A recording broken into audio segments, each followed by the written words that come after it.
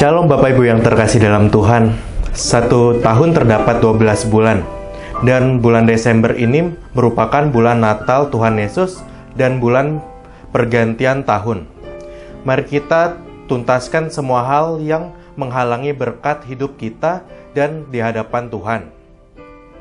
Saya persembahkan khotbah terbaru Pendeta Dr. Pertama Putra Johan di Gereja Betani Jombang. Selamat beribadah, Tuhan Yesus memberkati.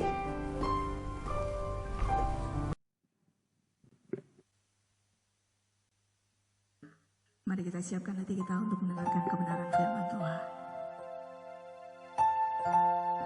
Sebab selama-lamanya Dia Allah yang sungguh baik bagi kita. Amin Bapak Ibu Saudaraku. Haleluya.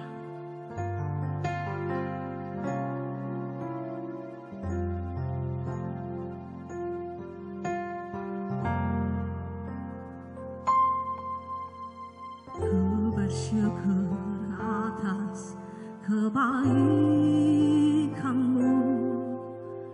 Kau datang selamatkan hidupku. Terang-Mu sinari kegelapanku. Berikan ku harapan baru. Dengan apa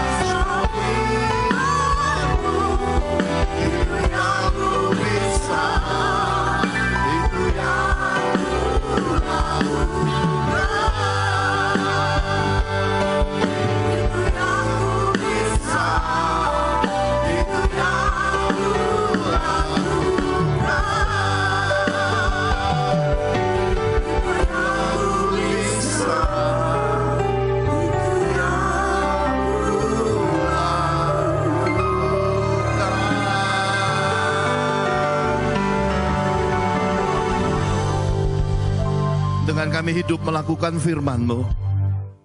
Itu tanda syukur kami. Berterima kasih. Engkau yang membayar hidup kami di atas kayu salib. Tak sanggup kami membalas kebaikan Tuhan. Bahkan setiap momen Desember, kami ingat, kami peringati, kami rayakan kelahiran-Mu. Tapi lebih daripada semua itu, Engkau juga akan datang kembali. Engkau akan menjemput kami masuk kerajaan surga-Mu. Ingatkan kami semua ini Tuhan. Sebab roh yang Kau utus dari sorga, roh yang turun dari Bapa secara langsung itu memenuhi setiap kami. Buat kami hidup di dalam roh-Mu. Buat kami hidup menjadi pelaku firman-Mu. Supaya sepanjang hidup kami melakukan kasih, hidup kudus, hidup setia, hidup bersama keluarga, hidup dalam kebahagiaan yang Kau kehendaki atas setiap kami. Berfirmanlah di tengah-tengah kami dan berkati kami lagi. Di dalam nama Tuhan Yesus Kristus, kami telah berdoa dan mengucap syukur. Mari semua kita yang cinta Tuhan Yesus sama-sama katakan, amin. Shalom. Bapak Ibu terkasih di dalam Tuhan, tema firman Tuhan kita hari ini adalah kobarkan api rohmu. Bapak Ibu terkasih di dalam Tuhan, api adalah bagian dari apa yang kita istilahkan kobarkan. Karena kobarkan itu pasti sesuatu yang berdimensi api. Api bisa bicara tentang pengudusan Tuhan, tapi api juga bisa bicara tentang sesuatu yang membakar. Bapak Ibu terkasih di dalam Tuhan, kitab suci menuliskan dari perjanjian lama tentang api Tuhan yang menyambar korban persembahan Abraham. Tapi kitab suci juga menuliskan ketika Usa dan Ayo mencoba menolong Tuhan ketika kereta tergelincir. Usa dan Ayo menempatkan tangannya, niat hatinya untuk menolong tabut Tuhan. Kitab suci berkata api Tuhan membakar mereka saat itu. Jadi Tuhan yang kita sembah ini Tuhan yang tidak pandang muka.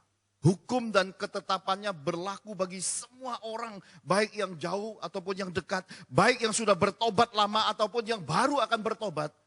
Firman Tuhan berlaku buat semua orang dan tidak pandang muka dan tidak tebang pilih. Nah, Bapak Ibu terkasih di dalam Tuhan, Musa mempunyai bujang yang bernama Joshua. Sesudah Musa selesai estafetnya diturunkan pada bujangnya Joshua. Kitab suci berkata, sepanjang generasi Joshua hidup dan tua-tua hidup, bangsa Israel hidup berkenan kepada Tuhan. Nabi Elia punya bujang namanya Nabi Elisa. 2/3 pengurapan roh Nabi Elia diberkati kepada Nabi Elisa dan mukjizatnya lebih besar, pengurapannya lebih besar, dan cerita-cerita yang ada di dalam kisah-kisah catatan sejarah Israel. 2 nabi ini memang luar biasa. Apakah cukup 2 generasi yang dicatat kitab suci? Karena Yesus sendiri menuliskan di dalam catatan Injil sejarah pelayanan Yesus. Roh menginspirasi umat, menginspirasi murid generasi pertama, menuliskan kembali 3,5 tahun apa yang Yesus lakukan. Perbuatan-perbuatan ajaib, mukjizat demi mukjizat, mentahirkan orang kusta, membangkitkan orang mati, dan murid-murid hidup makan bersama Yesus. Tetapi saat pengujian tiba, api itu memurnikan, api itu membaptis, api itu menguji manusia dalam kita. Kitab suci berkata ketika Yesus ditangkap di Taman Getsemani, murid-murid berhamburan pergi. Ada yang pergi dalam keadaan tidak pakai baju. Mereka pergi semua. Dan ketika Yesus melewati jalan salib, jalan Golgota itu, di Kalvari itu, murid-murid memandangnya dari kejauhan. Mengapa demikian Bapak Ibu terkasih di dalam Tuhan? Sampai 3,5 tahun itu seakan-akan api pengujian, api pemurnian, api pembaptisan roh itu membuat segala sesuatu nampaknya kesia-siaan. Pembekalan Tuhan 3,5 tahun saja tidak cukup hingga murid-murid kembali kena ujian dan pencobaan. Bahkan murid kesayangannya yang penuh dengan iman menyangkal Yesus. Petrus menyangkal Yesus. Dan ketika ayam berkokok, Petrus memandang kepada Yesus dan Yesus melihatnya dari kejauhan. Ada suatu broken spirit yang Petrus rasakan. Dan kita tahu Yesus benar-benar mati di atas kayu salib. Kitab suci berkata, Yesus benar-benar mati. Lihat kiri kananmu, katakan, Yesus yang kau sembah benar-benar mati di atas kayu salib. Tetapi kitab suci berkata pada hari ketiga, roh yang tercurah dari sorga membangkitkan Yesus di dalam kuasa kebangkitannya. Dan di tengah-tengah keadaan yang mungkin penuh dengan keos, kekacauan rohani, kebingungan, keraguan-raguan, segala persoalan rohani muncul pada masa 40 hari itu. Yesus berulang-ulang kali menampakkan dirinya. Roh yang diutus dari sorga itu sudah membawa kebangkitan gereja, gereja pertama yang tersulung dari semua sulung. Gereja apa namanya Bapak Ibu? Gereja Yesus Kristus Tuhan. Dia gereja pertama yang bangkit dari kematian di muka bumi. Dan selama 40 hari berulang-ulang kali dia menampakkan dirinya kepada murid-muridnya. Bapak Ibu masih ingat ketika Petrus berjalan di atas air. Siapa yang mau berjalan di atas air? Siapa yang mau mandi di dalam kolam renang? Siapa yang mau mengalami hal-hal spektakuler dengan Tuhan? Siapa yang mau diberkati Tuhan? Siapa yang mau anak cucunya diberkati dengan kelimpahan bangsa-bangsa? Bapak Ibu terkasih dalam Tuhan, Petrus mau semua itu. Tetapi kitab suci berkata, angin sakal membuat dia ketakutan. Imannya kandas karena dia merasakan angin itu menerpanya. Dia tidak lagi memandang kepada Yesus, yang dia pandang adalah ketakutan dirinya. Dan kitab suci berkata, Petrus mulai tenggelam. Yesus memegangnya, mengangkatnya, bahkan menegurnya. Hari ini banyak di antara kita ingin hal-hal yang wah, wah, wah, wah. Sampai semua yang wah, wah membuat hidup kita hampir tenggelam. Atau hari ini hampir terbakar. Maka selama 40 hari, 40 malam itu Yesus terus menampakkan diri. Pada akhirnya kitab suci berkata di pantai Danau Tiberias. Ketika murid-murid sehari-harian sedang melakukan pekerjaan rutinitasnya kembali ke manusia lamanya. Mereka tidak dapat apa-apa. Tetapi dari kejauhan ada aroma ikan bakar. Bisa Bapak Ibu cium? Saya tiupkan sebentar. Bisa cium aroma ikan bakar? Sudah kebayang di batinnya? Di pantai yang begitu luar biasa, batu-batunya besar-besar, aroma ikan menyengat. Mereka sedang cari ikan gak didapat, tapi aroma ikan bakar, wah semerbak. Dan tiba-tiba ada muridnya berkata, bukankah itu guru, rabi, Tuhan. Petrus tidak lagi minta berjalan di atas air, tetapi dia langsung nyebur. Katakan kiri kananmu Bapak Ibu sebelum kita masuk lebih dalam, totally dengan Tuhan. Jangan main-main lagi setengah-setengah atau mikir-mikir, sama Tuhan itu segenap, totally. Tenggelam bersama Tuhan. Amin. Yang lalu sudah berlalu, semua hal sudah berlalu. Kesalahan, pelanggaran, dan banyak sekali dosa yang kita perbuat di masa lalu, mulai hari ini kita tidak lakukan lagi. Hari ini adalah hari pembatas sebab kita mau kobarkan api roh Tuhan. Yang mau katakan haleluya. Mari kita lihat sama-sama pesan firman Tuhan di dalam 2 Raja-Raja. 2 Raja-Raja pasal 5 ayat 25 sampai yang ke-27. Saya mau ambil tokoh yang ketiga sesudah Nabi Elia, Nabi Elisa. Ada satu bujang kepunyaan Elisa namanya Gehazi. 2 Raja-Raja 5 ayat 25 sampai 27. Demikian firman Tuhan. Baru saja Gehazi masuk dan tampil ke depan tuannya, berkatalah Elisa kepadanya, sama-sama. Dari mana Gehazi? Jawabnya, hambamu ini tidak pergi kemana-mana. Tetapi kata Elisa kepadanya, bukankah hatiku ikut pergi ketika orang itu turun dari atas keretanya mendapatkan engkau? Maka sekarang engkau telah menerima perak dan dengan itu dapat memperoleh kebun-kebun, kebun zaitun, kebun anggur, kambing domba, lembu sapi, budak laki-laki dan budak perempuan. Tetapi penyakit kusta Naaman akan melekat kepadamu dan kepada anak cucumu untuk selama-lamanya. Sama-sama. Maka keluarlah Gehazi dari depannya dengan kena kusta putih seperti salju. Saya ambil 3 ayat, Bapak Ibu nanti renungkan, baca lengkap kisahnya. Bagaimana Naaman mendengar dari gadis tawanan pelayan istrinya tentang seorang nabi besar yang bisa mengadakan mukjizat menyembuhkan orang sakit ada di Israel. Dan kisah ini datang karena rajanya mengirimkan surat Dan kemudian Naaman datang dengan rombongan bawa bekal uang sangat besar. Dan hebatnya Nabi Elia ini mementoring Nabi Elisa ini dengan tepat. Apa yang ada pada Elia, hidup sederhana sebagai nabi, kuasa Tuhan hebat, turun. Ternyata membekali Nabi Elisa. Nabi Elisa juga tidak tertarik dengan uang. Tidak tertarik dengan kekayaan. Kenapa? Karena kita bisa melihat satu pesan Tuhan lewat nama Gehasi ini. Dalam bahasa Israelnya, nama Gehasi ini artinya adalah lembah penglihatan. Jadi Tuhan itu melihat apa yang tidak dilihat oleh manusia. Dan kita ini bisa menutupi semua jejak hidup kita, semua perbuatan kita, bahkan menutupi hati kita dari manusia. Tapi Tuhan melihat. Katakan kiri kananmu, Tuhan melihat. Jadi jangan main-main dalam kehidupan ini. Karena Tuhan melihat. Nah, Bapak Ibu terkasih di dalam Tuhan, supaya Bapak Ibu tahu, Nabi Elisa melihat Tuhan. Maka Nabi Elisa tidak tertarik dengan 10 talenta perak, 6.000 sikal emas dan 10 potong kain, pakaian yang mahal-mahal. Tetapi Gehasi tidak melihat Tuhan. Yang dia lihat adalah perak, emas dan kainnya.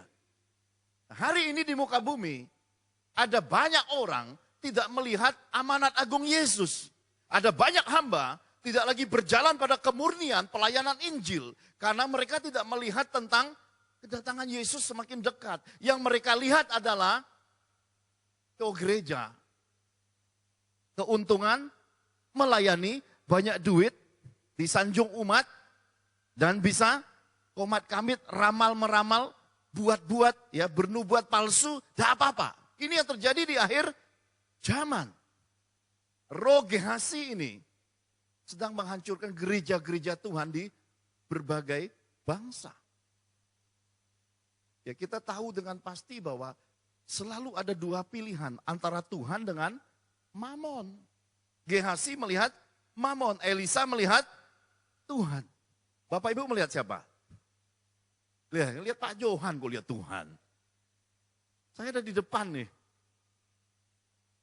Gehasi tidak melihat lagi kepada Elisa. Tapi Bapak Ibu melihat Pak Johan. Nah, inilah kekeliruan yang terjadi karena Gehasi melihat ke Mamon. Coba Bapak Ibu tutup mata 3 detik. 1, 2, 3. Buka matanya. Apa yang Bapak Ibu lihat? Oh Pak Johan, luar biasa ini. Jemaat kudus siap naik ke surga ini.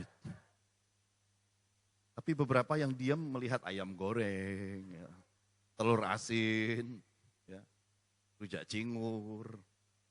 Bahkan ada mulai lihat angka depositonya, bisnisnya, keuntungannya. Semua di dalam kita ini ada mata yang tidak nampak. Mata batinia, mata rohania, mata yang orang lain tidak pernah lihat, tapi kita yang melihat, mata pikiran kita. Ya, maka seorang suami duduk di mall, terkadang matanya jelalatan. Kenapa? Karena tidak fokus pada istri. Yang dilihatnya semua wanita itu menarik. Kenapa? Karena yang dilihat itu godaan dunia. Pria-pria, suami-suami seperti ini harus dicelupkan di sungai Yordan. Istri-istri juga sama, ketika jalan ke mall, dia tidak melayani suaminya. Matanya jelalatan, yang dilihatnya angka-angka. Apalagi musim-musim Christmas, 50%, tambah 20%, 70%. Ya. Mulanya dia berangkat sama suaminya, biasa-biasa tidak ada tujuan, tapi pulang bawa keranjang banyak sekali. Kenapa? Karena hidupnya terfokus pada diskon. Istri-istri, wanita-wanita seperti ini harus dikurung di rumah 7 hari 7 malam. Kenapa? Untuk bisa menenangkan dirinya, mengelola kehidupan dengan bijaksana. Karena ada banyak wanita belanja yang gak perlu menimbun banyak hal di rumahnya, akhirnya membuat pusing kepala. Orang yang pusing kepala itu bintangnya banyak. Ada berapa? Ada 7. Ya. Maka usirlah 7 bintang ini dari istrimu. Setiap malam sebelum kau tidur tumpangkan tangan. Dalam nama Yesus seperti yang dipesankan Dr. Johan. 7 bintang pergi keluar. Besok istrimu tidak belanja lagi, maka di rumah juga nggak ada makanan. Kenapa? Karena engkau terlalu ketatkan keuanganmu pada istrimu, sehingga engkau lupa bahagiakan dia. Ya. Seorang pria yang hebat pasti membahagiakan istrinya. Seorang pria yang hebat selalu tahu kesenangan akan istrinya. Istri yang luar biasa berada di belakang seorang pria pembuat sejarah, pasti seorang istri yang melayani dan selalu membawa sorga di rumahnya. Suaminya selalu ingat dia pengen pulang. Kenapa? Karena terasi bakaran istrinya terbaik. Karena lalapan, karena cobekan, karena rujak yang buatan istrinya terbaik dalam hidup ini. Amin. Maka sorga itu ada di mana sih Bapak Ibu? Di rumah kita sendiri. Api Tuhan yang menguduskan itu ada di mana? Ada di rumah kita sendiri. Tetapi api yang membakar itu ada di mana? Ada pada sekitar kita. Kalau engkau tidak jaga hatimu, enggak kelola hidupmu, maka matamu tidak terang. Karena yang kamu lihat itu sandungan semua. Tapi kalau engkau mengelola dirimu dengan penguasaan diri, semua hal dalam hidup ini jadi berkat. Lihat kiri enggak menyenangkan jadi berkat. Lihat kanan yang tidak karuan juga tetap jadi berkat. Kenapa? Semakin engkau bisa mengelola hidupmu, semua hal di dalam hidup ini adalah kebahagiaan. Karena itulah orang bahagia hidupnya kelihatan. Mukanya penuh senyum. Tetapi orang yang terlalu banyak senyum itu bukan orang bahagia, itu over bahagia. Ya. Jadi senyumlah pada tempat, waktu dan cara yang tepat. Jangan habis saya khotbah Bapak Ibu keluar jalan kemana senyum, ke pasar senyum sampai orang takut dekat engkau. Kenapa? Kebablasan itu tidak baik. Demikianlah Gehazi, dia kebablasan. Saya mau ajak Bapak Ibu berhitung pagi ini. Supaya makin pintar. Supaya makin cerdas. Nanti di sesi kedua saya bagikan tentang pintar dan cerdas. Yang mau katakan amin. 1 talenta itu kira-kira 34 kilo. 10 talenta perak yang dibawa Naaman itu nilainya 340 kilo. Dan hari ini kalau kita buka 1 kilogram perak murni di Google itu keluarnya 695 ribu. Ya. Jadi 340 kilogram dikalikan 695 ribu rupiah, total perak hari ini yang dibawa Naaman itu senilai 236.300.000 rupiah. Banyak apa dikit? Dikit lah, cuma 200 jutaan kok. Duit sekarang itu kelihatan nilainya enak disebut jut-jut, mil-mil. Tapi begitu dipegang cepat habis. Ayo senggol suaminya, Pak, tuh dengerin kata Dr. Johan. Jangan merasa sudah memberi banyak. Justru cepat habis. Tambahkanlah lagi, lebih dalam lagi. Cintamu padaku, ya. Satu pemberian ini nilainya cuma 230 juta. Nah itu perak. Kita lihat emas sekarang. Sikal dalam timbangan di Timur Tengah pada zaman Alkitab. 1 sikal itu seberat 11,4 gram. Jadi 6.000 sikal dikali 11,4 gram. Kita ketemunya 69.600 gram. Oke, kita hitung kalkulasi nilai logam mulia Antam kalau kita ketik di Google hari ini, November ini, kira-kira nilai 1 gram logam mulia emas, kira-kira 1.520.000. Nah, 69.600 gram kita kalikan 1.520.000, kira-kira emas yang dibawa Naaman sebagai persembahan kepada Nabi Elisa itu kurang lebih adalah 105 miliar 792 juta. Dikit apa banyak? 105 miliar. Ini kira-kira 2000 tahun yang lalu. 2600 tahun lah kira-kira. Banyak apa sedikit? Bapak Ibu kira-kira coba bayangkan 1 miliar hari ini orang datang bawa persembahan buatmu. Besar apa kecil? Terlalu besar ya mungkin ya. Tiba-tiba selesai ibadah ada jemaat berkata, saya digerakkan Tuhan. Ini Tuhan suruh perintah memberimu 500 juta. Besar apa kecil? Masih besar. keluar 2 langkah, terus pulang ke rumah, ada orang ketok pintu, tiba-tiba berkata, semalam saya mimpi, saya didatangi malaikat, Tuhan suruh saya kasih 50 juta, besar apa kecil? 50 juga masih besar ya. Bapak Ibu imannya kecil juga. Udah turun dari 1M 550 masih besar. Itu kecil Bapak Ibu. Ya. Kalau Bapak Ibu anak raja segala raja, lantainya ini emas. Jangan pernah besarkan uang. Uang itu kecil. 105 juta dibawa ke seorang nabi, tidak dihargai sama Nabi Elisa.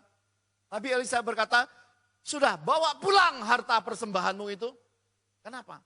Karena dia lebih tertarik Tuhannya. Bapak Ibu tertarik sama uang. Makanya berkata 50 besar, 500 besar, 1M besar. Tapi itu enggak manfaat sebenarnya. Kenapa? Di hadapan Tuhan itu teramat kecil. Sebab seberapa nilai uang yang Tuhan beri dan karuniakan di dalam hidup kita. Bapak Ibu nyetir mobil berapa? 1. Tidur di ranjang? 1. Punya istri hanya dibolehkan?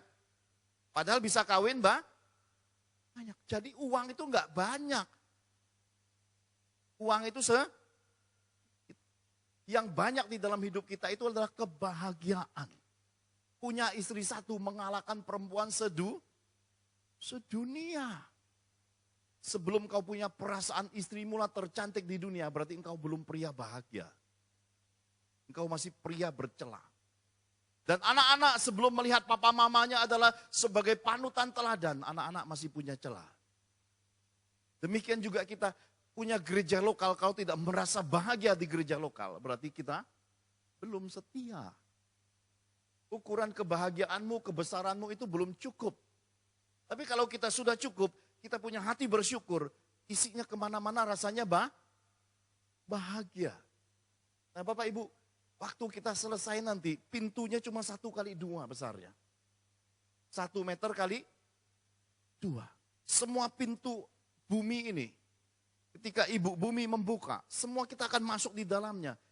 Boleh kamu bawa emasmu, boleh kamu bawa uangmu, boleh kamu bawa semua hal di hidupmu. Semakin kau bawa, semakin akan rusak kuburanmu. Kenapa? Ya, orang akan bongkar ulang. Semakin kau tidak bawa apa-apa, semakin utuh kuburanmu. Semakin engkau masuk ke lubang kuburan, membawa hal baik di hadapan Tuhan dan sesama, namamu dikenang. Amsal berkata, kenangan orang benar itu menjadi berkat. Jadi kita hari ini hidup, nanti berakhirnya nanti akan menentukan siapa kita di hadapan Tuhan dan sesama. Nah, Gehazi seharusnya memiliki satu tangga kemuliaan dari Elia turun ke Elisa, turun ke Gehazi. Tetapi dia tukar semua itu. Dia tukar dengan apa yang, menarik. Karena dia berpikir, tuanku, mentorku enggak tahulah. Diam-diam dia menyusul, tetapi roh Tuhan mengikuti karena mata Tuhan melihat. Janganlah engkau condongkan hatimu cinta akan uang. Karena kalau engkau tidak pegang komitmen di dalam Tuhan, maka pasti janji Tuhan di dalam hidupmu gagal. Yang menggagalkan janji Tuhan, yang membuat janji Tuhan di dalam hidupmu tidak tergenapi adalah karena engkau tersesat. Engkau melarikan pilihan hidupmu kepada hal-hal duniawi, pada keegoisan, pada ikatan manusia lamamu. Jadi Gehazi harusnya pegang integritasnya, pegang komitmennya karena sudah jadi bujang, karena sudah dididik, diajar, dia masih melepaskan semua hal dalam hidupnya. Karena itulah kita harus jadi pribadi-pribadi yang hidup di akhir zaman ini punya integritas di dalam Tuhan. Kasih, iman, pengharapan kita di dalam Yesus tidak tergantikan oleh apapun. Amin. Seorang pria melihat istrinya ketika sudah berkata, engkau istriku. Sejak hari itu sampai maut memisahkan tidak boleh selingkuh. Ya. Melihat enggak apa-apa. Ya. Lihat-lihat itu biasa. Tetapi ketika sudah punya perasaan mau memiliki sesuatu yang bukan haknya dan melanggar firman, mesti ngaku kepada istrinya. Ya. Istri harus tumpangkan tangan. Ya. Ini pertanda kita suami istri hidupnya kudus dan saling terbuka. Karena setiap keterbukaan suami istri setan tidak bisa masuk. Ya. Seorang pria mungkin akan menyakiti istri dengan berkata, "Pak, aku ini loh Mbak, aku nih Papa nih lihat orang sana tuh kok seksi apa." Istri mungkin akan kesel dan sakit rasanya. Tidak apa-apa. Keterbukaan seorang suami itu adalah hal terbaik dalam hidup. Kenapa? Karena kalau banyak orang tidak bicara dan diam-diam, ternyata juga diam-diam melakukan hal yang melanggar firman. Tetapi seorang istri juga harus mengcover suaminya dengan cara apa? Memberi sorga dalam hidupnya. Merawat anak-anaknya menjadi berkat. Dan selalulah suami istri ini kerjasama. Kaki kiri, kaki kanan. Seperti piano hitam putih. Seorang papa bisa tegur, bisa keras pada anak-anaknya. Seorang mama yang membalut, memberi pengertian kepada anak-anaknya. Kerjasama inilah yang terhilang di akhir zaman. Maka kita bisa melihat ada banyak sekali tuaian setan, keluarga-keluarga hancur. Dan ada banyak orang memulai hidupnya bukan didasarkan cinta. Motivasi berkeluarganya bukan cinta. Oh, aku suka sama dia karena dia anak orang kaya. Yang model begini, bencana sudah ada di rumah Tuhan. Loh, aku senang sama dia karena dia ganteng. Ya, gantengnya itu sebentar lagi copot, Bapak Ibu. Seiring waktu semua akan copot. Pilihlah seseorang yang akan jadi bagian hidupmu. Pilihlah mantu yang akan ada pada keluargamu. Itu harus datang dari Tuhan. Apa yang Tuhan lihat, itu yang terpenting. Demikian juga ketika kita berkomitmen, kita bernasar kepada Tuhan, engkau harus fokusnya ke siapa? Tuhan. Jangan karena oleh sesuatu hal, engkau berubah dari komitmen dan nazar. Engkau mengalihkan seperti Gehazi, maka janji Tuhan. Maka semua hal yang dinubuatkan yang baik padamu bisa terbakar. Gehazi terbakar, kulitnya copot, jadi putih, jadi kusta. Apakah pelajaran ini tidak cukup buat kita untuk memahami bahwa Tuhan menghendaki kita setia. Setia dalam perkara yang kecil, setia dalam perkara yang besar. Dan Bapak Ibu terkasih dalam Tuhan, ketika engkau setia melakukan firman, firman itu kembali dan hidup di dalam dirimu. Saya ingat semasa pandemi, ketika Tuhan desak saya sebelum pandemi datang, karena Tuhan berkata, "Nak, ujian api dan roh akan turun ke dunia dan membakar, dan sebagian penduduk bumi akan terbakar. Masa kesusahan akan datang." Saya didesak Tuhan menyelesaikan buku di Invisible. Saya berkata, saya tidak punya laptop. Tuhan kirimkan berkatnya dari Papua. Di Papua terjadi sesuatu, ada suami istri cinta Tuhan, dia kehilangan emas. Lalu dia berkata, "Tuhan, emas ini kalau ketemu, aku mau persembahkan buat Tuhan." Tiba-tiba emasnya ketemu. Dia jadikan uang, dia transfer masuk ke rekening gereja kami. Bu Angel lapor saya, lalu Tuhan bilang, "Pakailah uang itu membeli laptop." Jadi dari uang itu saya beli laptop, saya kerjakan buku di Invisible. Saya selesaikan, didesak Tuhan, lalu kira-kira bulan Februari tahun 2020, buku itu saya launching di Jawa Timur, di Surabaya. 1 bulan kemudian lockdown, masa COVID-19, pandemi, wabahnya masuk Indonesia. Dari buku inilah Tuhan pelihara hidup saya sekeluarga. Buku ini dari beragam bangsa anak-anak Tuhan ngirim berkat. Beli 1 buku bayar 1 juta, beli 2 buku bayar 2 juta. Ada yang transfer dan Bu Angel lapor ke saya, "Pak, duitnya numpuk dan gak kepakai." Jadi uang itulah kami kelola, kami bagikan ke panti-panti asuhan, bagikan ke panti-panti jompo. Kami melihat ada banyak air mata karena masa-masa itu ketika kami sampai di pedalaman Bandung, berani menentang arus karena kan COVID masih kuat masa itu. Semua orang masih maskeran. Kami datang dan ketika saya lihat, loh, pemilik panti asuhannya bukan orang Indonesia tapi orang Korea, perempuan Korea. Dia menangis dengan air mata, dia berkata, "Sangkaku Tuhan lupa sama kami. Di masa kesusahan ini, sangkaku Tuhan tidak melihat kami. Ternyata masih ada bapak dan ibu. Ya, Bapak Ibu Johan mau datang jauh-jauh, tidak kenal kami, bawa beras, bawa perbekalan buat anak-anak yatim." Kami melihat ada banyak air mata. Ya. Lalu tiba-tiba Tuhan berkata sesudah kami keliling banyak tempat, "Pergilah ke kota Bali. Pergilah di kota itu karena banyak orang tua kesusahan makan," kata Tuhan, "para lansia." Jadi saat itu saya tugas ke kota Kudus, juga masih kuliah saat itu, kuliah online. Istri dan 3 anak saya berangkat. Nah, malam sebelum mereka berangkat, roh Tuhan datang pada saya dan berkata, ambillah berkat. Dan suruhlah istri dan anak-anakmu memberi berkat kepada papamu. Jadi saya bilang ke istri anak-anak saya, ambillah berkat uang, taburkanlah bagi papa sebelum kalian berangkat. Dan mereka lakukan itu Bapak Ibu. Jadi mereka memberi papa saya, yang hari ini papa saya berusia 80 tahun. Mereka beri sejumlah uang lalu berangkat. Dan mobil itu terbalik di kilometer 163. Dan sebelum mereka berangkat, mereka sudah melakukan perintah Tuhan, mereka taati Tuhan. Firman Tuhan berkata, hormatilah ayah ibumu, maka lanjut umurmu di muka bumi. Firman itu berlaku ke istri anak-anak saya. Ketika mobil terbalik, tidak ada luka satupun, tidak ada setetes darah pun. Kalau dilihat posisi mobilnya, remek Bapak Ibu, hancur karena berguling, berputar-putar dan guling-guling. Firman inilah yang kita perlu hari ini sebagai api pengudusan, api perlindungan, tembok api di dalam hidup kita dan keluarga kita. Amin. Jangan terikat dengan uang. Uang tidak menyelamatkan kita dan jangan langgar komitmen nasarmu di hadapan Tuhan. Kalau kita sudah jadi anak-anak terang, hiduplah di dalam terang. Kalau kita sudah hidup mengasihi Tuhan, jadilah pelaku firman. Uang yang kamu timbun itu Bapak Ibu, kamu mesti pertanggungjawabkan di hadapan Tuhan. Jangan kamu sangka bahwa kamu pegang banyak duit, ya. Cara kamu dapat uang itu. Orang lain tidak tahu. Tapi mata Tuhan melihat.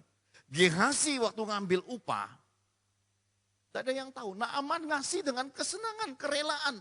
Karena Naaman tahu Gehazi ini orang kepercayaan Nabi Elisa. Dikasih. Ambil aja sebanyak yang kamu mau. Orang nggak tahu Bapak Ibu.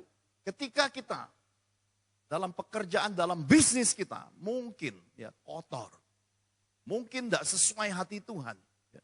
Mungkin kita juga nggak mau terima kritikan istri anak-anak kita bahwa kita sedang melakukan pekerjaan yang tidak dikenan Tuhan. Orang lain tidak lihat. Ya, kita terbius, terjerat, kemudian kita terus melakukan pekerjaan-pekerjaan kotor itu. Pada akhirnya, cepat lambat di hari tuamu atau di hari matimu, engkau harus tanggung jawab di hadapan Tuhan. Kalau masih hidup, mudah menyelesaikan pertanggungjawaban sama Tuhan. Kenapa? Selagi masih ada napas, masih bisa bertobat seperti penjahat di atas kayu salib. Masih ada kesempatan masuk surga. Tapi kalau keburu mati belum bertobat, di tata penghakiman Yesus, tidak ada makhluk apapun, siapapun yang bisa menolong engkau melewati masa pembakaran api, pertanggungjawaban di tata penghakiman Yesus nanti. Karena itulah Bapak Ibu, Yesus selalu mengajarkan kita apa? Kumpulkanlah harta di sorga. Bagaimana mengumpulkan harta di sorga? Setia jadi pelaku firman Tuhan. Apa yang kau ucapkan, apa yang kau komitmenkan, apa yang kau rasa, engkau dasarkan, engkau bayar, engkau lakukan. Hak Tuhan kembalikan kepada Tuhan. Dan hiduplah dengan hati nurani yang ada roh Tuhannya, ada roh kudusnya. Hiduplah berkenan kepada Tuhan. Jangan jalani kehidupan yang kotor. Karena tidak ada tempatnya di hadapan Tuhan untuk sesuatu yang kotor Bapak Ibu. Lebih baik sedikit, Amsal berkata harta yang dikumpulkan sedikit-sedikit itu lebih berharga dan tahan lama. Daripada sesuatu yang boom, ya, sekejap habis. 25 tahun saya pelayanan, saya melihat semua hal yang sia-sia. Dalam pelayanan saya melihat banyak anak-anak Tuhan diberkati dengan kekayaan, tapi karena tidak punya harta di sorga. Ketika api pengujian datang, habis sekejap. Kumpulkan 25 tahun dalam 1 tahun, habis kena belalang pelahap. Bukan hanya habis soal uang dan materi, kesehatannya juga habis. Bukan hanya kesehatannya habis, kebahagiaan berkeluarganya juga terseret. Jadi Bapak Ibu terkasih dalam Tuhan, jadikanlah Tuhan. Katakan jadikanlah Tuhan sebagai harta pusaka. Satu-satunya kekayaan hidup kita yang harus kita pertahankan adalah Yesus Kristus Tuhan kita. Amin. Sebab apa? Sebab mata Tuhan melihat. Katakan sama-sama, sebab mata Tuhan melihat. Nah, itu kita sedang dengarkan pewahyuan Tuhan tentang perjanjian lama, Bapak Ibu. Elia hidup benar, diangkat hidup-hidup. Elisa hidup benar juga sampai sorga. Tetapi Gehazi gagal. Padahal dua pendahulunya ini nabi hebat. Jadi mentor rohani sebagus apapun di dalam hidup, gembala sebaik apapun di dalam hidup, kalau Bapak Ibu hatinya condong kepada dunia, ya pasti gagal. Gereja sebagus apapun, kalau hati Bapak Ibu tidak isi di dalamnya roh takut Tuhan, cinta Tuhan, takut Tuhan, segenap hati dengan Tuhan, kau tidak akan puas untuk pindah-pindah gereja. Dan itu buang waktu sia-sia. Karena isinya gereja itu ada di dalam diri kita.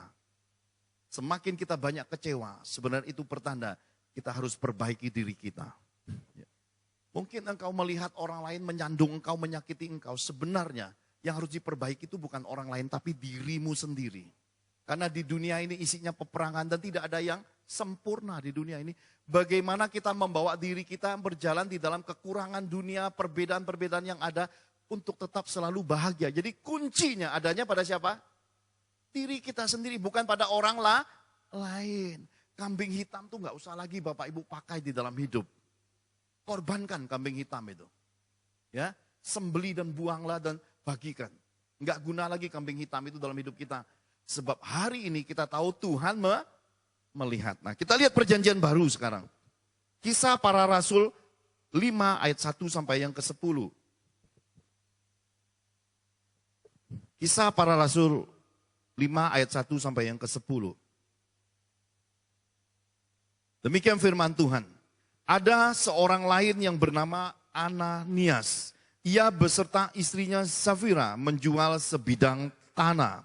Dengan setahu istrinya ia menahan sebagian dari hasil penjualan itu dan sebagian lain dibawa dan diletakkannya di depan kaki rasul-rasul. Tetapi Petrus berkata, sama-sama, Ananias, mengapa hatimu dikuasai iblis sehingga engkau mendustai Roh Kudus dan menahan sebagian dari hasil penjualan tanah itu? Selama tanah itu tidak dijual, bukankah itu tetap kepunyaanmu? Dan setelah dijual, bukankah hasilnya itu tetap dalam kuasamu? Mengapa engkau merencanakan perbuatan itu dalam hatimu? Engkau bukan mendustai manusia, tetapi mendustai Allah. Ketika mendengar perkataan itu sama-sama, rebalah Ananias dan putuslah nyawanya. Maka sangatlah ketakutan semua orang yang mendengar hal itu.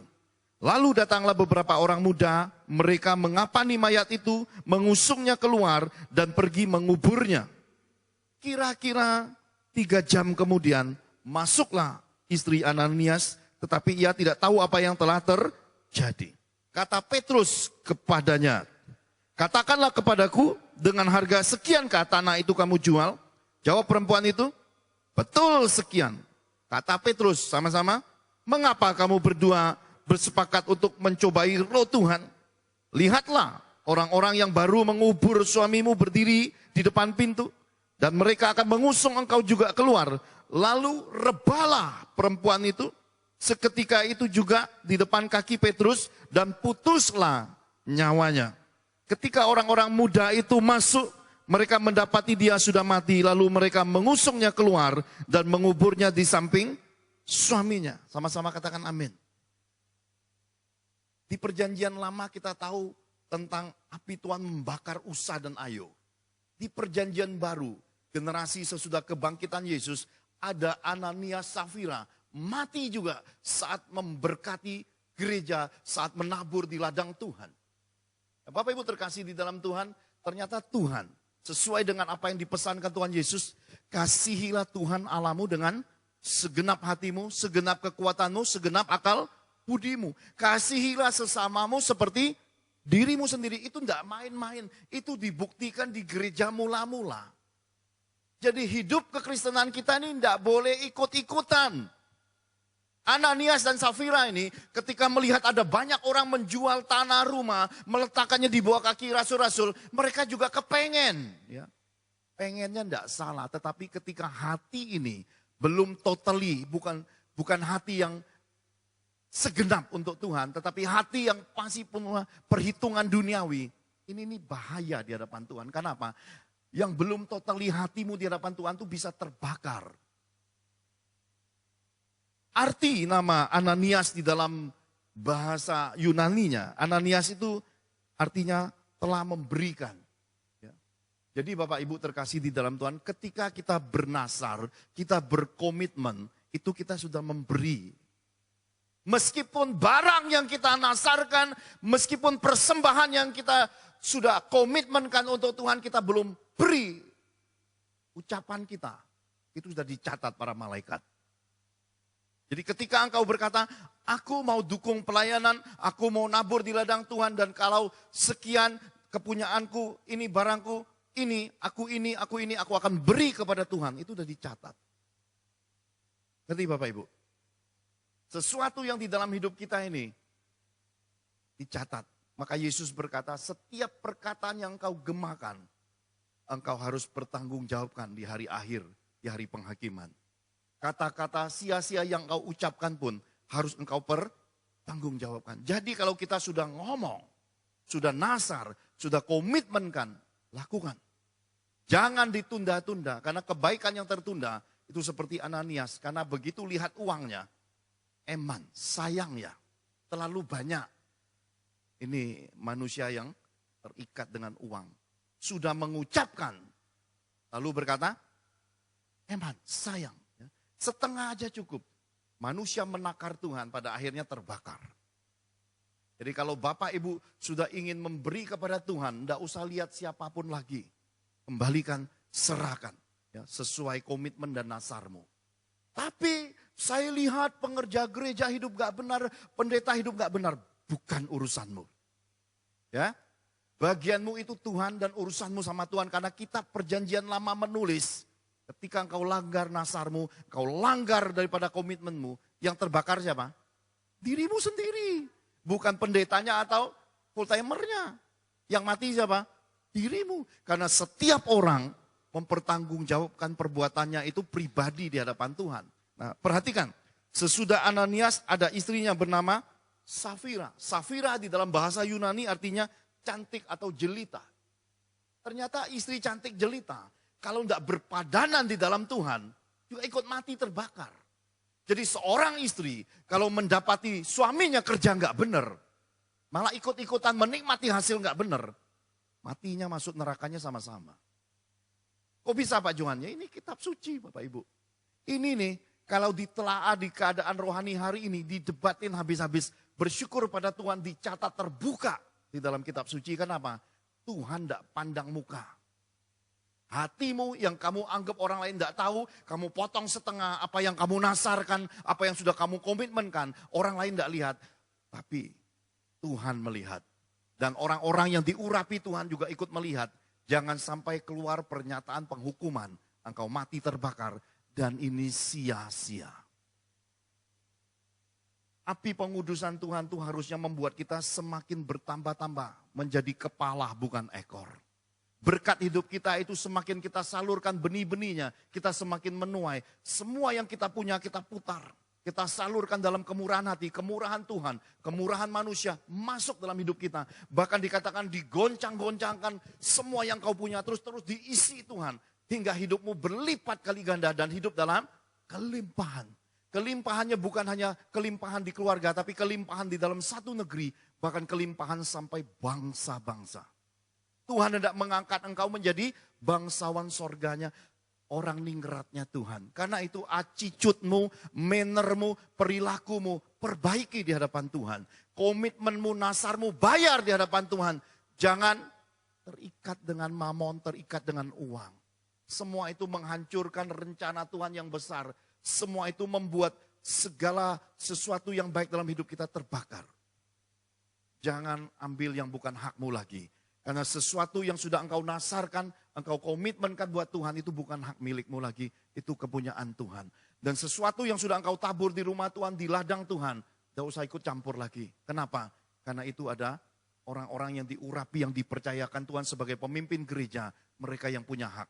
Mereka kelola dengan benar urusan mereka dengan Tuhan. Mereka kelola enggak benar urusan mereka dengan Tuhan. Kamu tidak usah ikut menghakimi. Kenapa? Karena kamu bukan hakim. Dan kamu tidak sekolah di dalam bidang hukum. Jadi tidak usah jadi hakim. Karena hakim segala hakim itu Yesus Kristus Tuhan kita. Hamba-hamba yang melayani dengan benar atau tidak benar itu urusan dia sama-sama sama Tuhan. Dari mana kamu tahu Tuhan berperkara dengan hamba-hamba Tuhan? Dari buahnya. Dari garis keturunannya semua akan nampak. Saya berani berkata di mimbar ini karena 25 tahun Tuhan memperlengkapi saya melihat pelayanan ini. Harus mengelola kekayaan, harus mengelola semua kepercayaan Tuhan itu dengan tepat. Tidak boleh main-main sebagai hamba yang dipercaya. Karena pertanggungjawabannya direct ke Tuhan. Dan umat menyerahkan semua komitmen nasar dan persembahan itu. Juga memberinya dengan air mata dan keringat. Karena itulah semua harus dapat dipercaya. Baik umat maupun hamba-hamba Tuhan sama-sama dapat dipercaya. Karena itulah ketika kita memberi, kemudian di sisi hidup kita ada yang cantik, sepadan. Hiduplah sama-sama memberkati dan diberkati. Amin. Jadi kita ini harus benar-benar jadi orang-orang yang berdampingannya saling melengkapi. Bukan hanya tidurnya seranjang berdua, suami istri juga di tempat tidur harus ngomong sama suami, Pak, ojo terusin lagi kerjaan kayak gitu Pak, kotor. Yang kamu kelola itu duitnya akeh, tapi itu tidak sesuai firman Tuhan. Ayo Pak kita doa minta kerjaan baru sama Tuhan. Demikian juga suami ngomong sama istri, Ma, cara hidup kayak gitu enggak baik. Foya-foya yang enggak guna, lebih baik Mama kelola hidup, cukupi apa yang ada. Dan kelebihannya disalurkan buat orang-orang yang membutuhkan. Berkati saudara-saudara seiman, berkati hamba-hamba Tuhan, berkati panti jompo, panti asuhan. Kita kumpulkan harta di sorga. Suami istri harus seperti ini di rumah. Ya, orang tua juga harus luruskan anaknya. Nah, ingatlah kegagalan papa mama. Karena orang tua bisa gagal, tetapi kesempatan yang Tuhan beri adalah memperbaiki keturunan. Kegagalanmu terbayar lunas ketika engkau memperbaiki garis keturunanmu dengan nasihatmu, dengan petuamu, dan dengan kasih sayangmu. Dan anak-anak dianggap sukses besar. Bukan karena kerjaannya, karirnya dengan banyak uangnya. Bukan. Anak-anak di dalam Tuhan dianggap sukses besar ketika mereka bisa memperbaiki sesuatu yang kurang pada orang tuanya, pada pendahulunya. Jadi kita harus tahu hari ini api Tuhan ini menguduskan kita. Kobaran api Tuhan di dalam diri kita ini kemana-mana jadi berkat. Kemana-mana kita menebarkan keharuman aroma Yesus. Orang melihat, sungguh itu pendeta. Sungguh itu orang-orang gereja. Sungguh itulah orang Kristen. Mereka berjalan dalam kasih dan kemurahan. Dan mereka tidak mudah marah. Dan mereka hatinya benar-benar bermurah. Hal-hal seperti ini di akhir zaman ini harus kita tebarkan. 2 tahun ini, Agustus 2024 sampai 2026. Roro ular, roro buaya keluar. Ada banyak penyakit. Ada banyak sekali pengkhianatan. Ada banyak sekali perzinahan, ada banyak sekali hal-hal yang disebut kematian, kehancuran keluarga, kehancuran ekonomi, kebangkrutan dalam 2 tahun ini melanda dunia. Tuhan pesankan kepada anak-anaknya, persiapkan dirimu, perbaiki mesbahmu, kembali tata ulang kehidupan berkeluargamu, kembalilah punya saat teduh di hadapan Tuhan, jangan tinggalkan hati yang mengasihi, jangan benci mertua, jangan benci orang tua, jangan benci siapapun. Perbaiki dan minta kesempatan dari Tuhan untuk berdamai. Supaya apa? Selama 2 tahun ini, Tuhan mendapati engkau adalah orang yang layak sesudah ini diangkat dan diberkati Tuhan. 2 tahun ini masa yang kita bisa melihat kematian di mana-mana, kehancuran, kesakitan di mana-mana, perusahaan-perusahaan besar gulung tikar. Ya, yang selama ini kita jarang lihat. Hari ini kita mulai dengar lagi yang namanya PHK besar-besaran. Sebentar lagi juga kita tahu kehidupan bukan tambah baik. Entah gelombang penyakit apa lagi yang akan datang. Karena roh ular ini bawa penyakit yang mengerikan. Kita tidak tahu krisis apa lagi yang akan terjadi. Tetapi bersama Yesus kita ada di dalam perahunya. Dunia akan bergoncang. Dunia akan hancur. Dunia akan krisis. Tetapi bersama Yesus, sama-sama katakan bersama Yesus. Aku akan tenang. Air boleh bertambah, banjir akan datang di mana-mana. Segala kesulitan hidup akan melanda dunia. Tapi bersama Yesus, di perahu Yesus, semakin banyak kesulitan, aku akan semakin diangkat. Mari Bapak Ibu bangkit berdiri, kita diangkat Tuhan. Diangkat Tuhan, diangkat Tuhan. Bersama Yesus kita tahu hari ini kita harus berjalan pada ketepatan. Amin. Bersama Yesus hari ini kita harus selesaikan apa yang tertunda, apa yang mungkin kita tunda-tunda, dan ketika suara remaro, peringatan Tuhan disampaikan, kerjakan. Jangan kau punya alasan apapun lagi, sesuatu yang sudah engkau ikrarkan, komitmenkan dan nazarkan, dan menjadi bagian kewajibanmu untuk melakukan hukum dan ketetapan Tuhan, selesaikan. Jangan tunda-tunda. Amin. Mari Bapak Ibu terkasih di dalam Tuhan, angkat kedua tanganmu sama-sama. Kita sama-sama katakan memujimu, menyembahmu. Haleluya.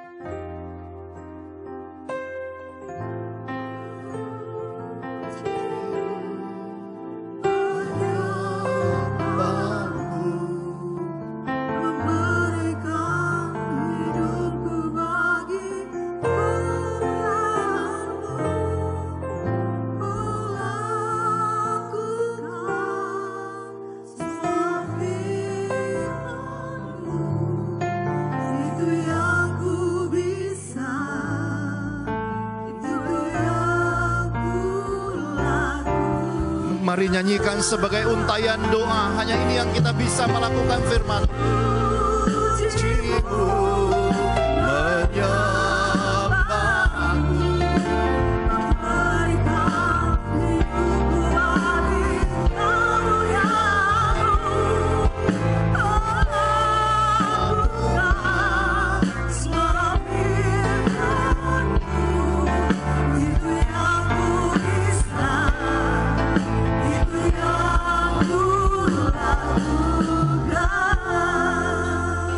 dan kami sudah mendengar akan isi hatimu. Kobaran api rohmu ini di akhir zaman adalah peperangan. Kami harus ada di pihak Tuhan. Dalam pengudusan, hidup berkenan kepada Tuhan, hidup sebagai pelaku firman Tuhan. Hidup tak bercela, hidup bergaul dengan Tuhan. Kami tahu ini waktu-waktu penentuan, terutama 2 tahun masa penampian, masa pemurnian yang Tuhan kerjakan di muka bumi. Mari perlengkapi gereja-gerejamu, perlengkapi umatmu, perlengkapi kami semua Tuhan. Hingga rohmu menuntun kami, hingga kami tegak berdiri hidup jadi pelaku firman-Mu. Dan dengan segenap hati kami bersama keluarga, berjalan dalam kemenangan demi kemenangan, dan hidup jadi berkat di muka bumi ini. Karuniakan bagi setiap kami, hati yang mau dengar-dengaran suara Tuhan, mau ditegur dan dibentuk Tuhan. Segala ikatan-ikatan keuangan, kesombongan, kecongkakan, kebebalan, Tuhan angkat dari hidup kami. Mari Tuhan, kembalikan kami ke kasih mula-mulamu, supaya kami terus bertobat hari lepas hari, supaya Engkau dapatin kami dan sisi keluarga kami adalah orang-orang yang hidup mencari wajah-Mu, orang-orang yang mau hidup berkenan kepada Tuhan. Karuniakan kasih ini, berkati kami semua, di dalam nama Tuhan Yesus, memuji-Mu, menyembah-Mu, sama-sama, haleluya.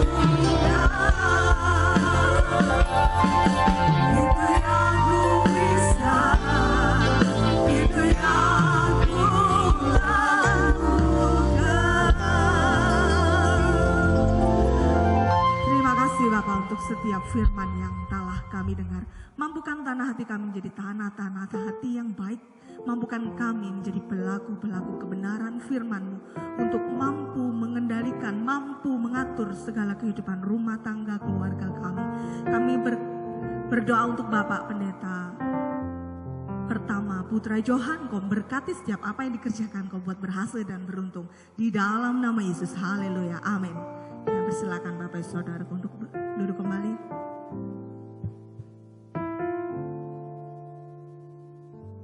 Kami segenap tim menata layanan dan jemaat gereja Betania Bagi Jombang mengucapkan terima kasih atas pelayanan Bapak Pastor pertama Putra Johan dari Jakarta. Sangat memberkati firman-Nya, Tuhan Yesus memberkati. Baik Bapak Ibu Saudaraku, mari kita sama-sama memberikan persembahan. Kami undang petugas persembahan untuk ke depan. Baik, demikian pengumuman yang dapat kami sampaikan. Kami undang Bapak Ibu Saudaraku untuk bangkit berdiri. Mari kita sama-sama pujikan dengan sukacita. Tuhan Yesus baik, sungguh baik, untuk selama-lamanya. Tuhan Yesus baik, Tuhan Yesus baik, sungguh baik, untuk selama-lamanya. Tuhan Yesus baik, dari selama-lamanya, untuk selama-lamanya.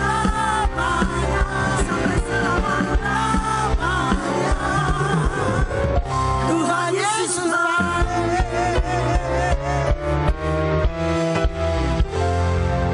Terima kasih Tuhan. Terima kasih Tuhan. Engkau baik, sungguh baik, sangat baik. Kemurahan-Mu terjadi dalam hidup kami. Kami percaya firman-Mu mengingatkan kami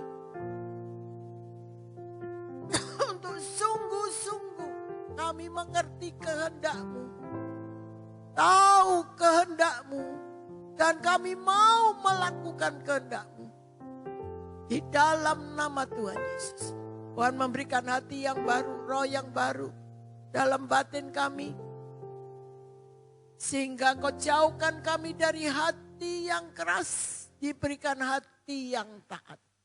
Dalam nama Tuhan Yesus. Roh Allah ada di sini. Roh Allah ada dalam hati kami. Kami menjadi pelaku-pelaku firman-Mu.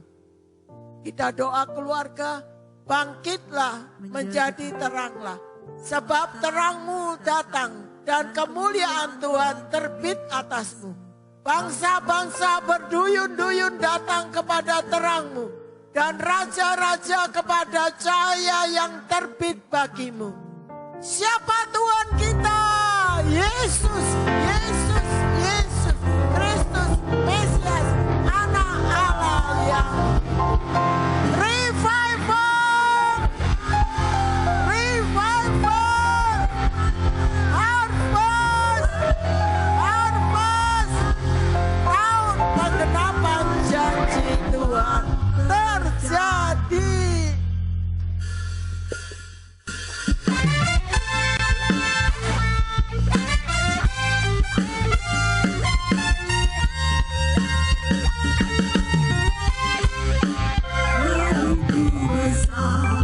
Kasih-Mu Bapa, Kau berikan anak-Mu yang tunggal.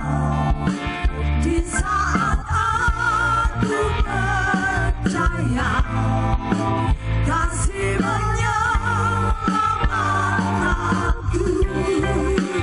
Bukan seragam hati dunia, tapi selamat yang berkorban. Untuk diriku Kau tebusku, kasih menyelamatkanku. Ingat kasih-Nya yang mengubah hidupku. Ingat kasih-Nya